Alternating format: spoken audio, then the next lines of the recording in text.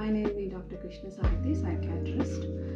నేను మీకు neuromodulation device గురించి చెప్తున్నాను. This is the TDCS neuromodulation device which we have right now. And ఈ డివైస్ తోటి మనము సెషన్స్ పెడుతున్నాము పేషెంట్స్కి.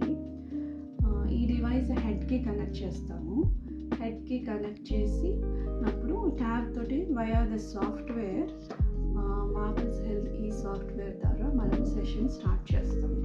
స్టార్ట్ చేసినప్పుడు సెషన్లో ఏం జరుగుతుందంటే ఎలక్ట్రికల్ కరెంట్స్ రావడం వల్ల జస్ట్ మైల్డ్ స్టిమ్యులేషన్ జరుగుతుంది. అది జరగడం వల్ల మన బ్రెయిన్లో ఉన్న డోర్సోలేటరల్ ప్రీఫ్రాంటల్ కార్టెక్స్ అనేది యాక్టివేట్ అవుతుంది. స్టిమ్యులేట్ అవ్వడం వల్ల న్యూరోనల్ ప్లాస్టిసిటీని ఇంకా ఇంప్రూవ్ చేస్తుంది. న్యూరోనల్ ప్లాస్టిసిటీ అంటే ఏంటి అంటే like we can learn a new instrument, new memories form చేయడం, న్యూ లెర్నింగ్ కానీ ఏదైనా న్యూగా చేయడానికి మన న్యూ కనెక్షన్స్ అంటే ప్రీవియస్ ఇప్పుడు డిసీజ్డ్ డిప్రెషన్లో యాంగ్జైటీలో మనం ఏమైతే సఫరింగ్ అదంతా అవన్నీ పోవడానికి న్యూ కనెక్షన్స్ ఫామ్ చేసి అదే ఆలోచన విధానం అట్లాగా ఉండేటట్టుగా న్యూ ఆలోచనలు వచ్చేటట్టుగా హెల్ప్ చేస్తుంది. That's how. ఎందుకంటే ఇది న్యూరోనల్ ప్లాస్టిసిటీ ఇంక్రీజ్ చేస్తుంది కాబట్టి. ఇంకొకటి ఏం చేస్తుందంటే కార్టికల్ ఎగ్జైటబిలిటీని తగ్గిస్తుంది.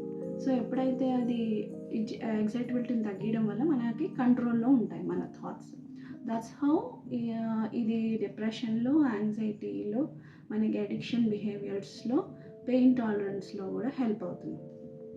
డిప్రెషన్ పేషెంట్స్కి ఇది ఈ యానోడల్ ఇది ఎక్కడైతే మనం ప్లేస్ చేస్తామో బ్రెయిన్లో అక్కడ ఆ ఏరియాలో యాక్టివేట్ అవ్వడం వల్ల with respect to everyday one day one session చొప్పున 20 సెషన్స్ పెడుతున్నాము.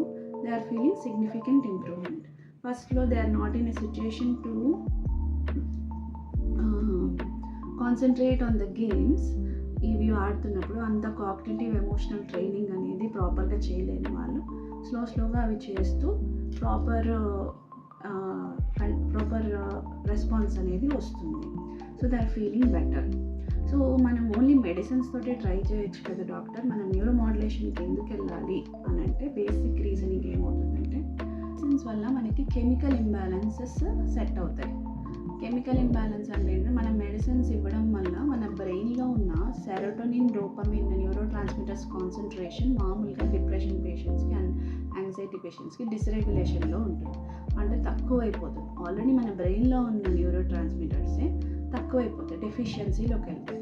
ఎప్పుడైతే మనం మెడిసిన్స్ పెట్టడం వల్ల ఇవి daily usage of medicines, daily dose of medicines వెళ్ళడం వల్ల పేషెంట్కి డైలీ ట్యాబ్లెట్స్ వేసుకోవడం వల్ల స్లోగా మన కాన్సన్ట్రేషన్ ఆఫ్ న్యూరో ట్రాన్స్మిటర్స్ మన బ్రెయిన్లో ఉన్నవే మనం ఎక్స్టర్నల్గా మనం ఏమీ ఇవ్వట్లేదు, అవే కొంచెం డోసు కొంచెం ఇంక్రీజ్ అవుతూ ఉంటుంది.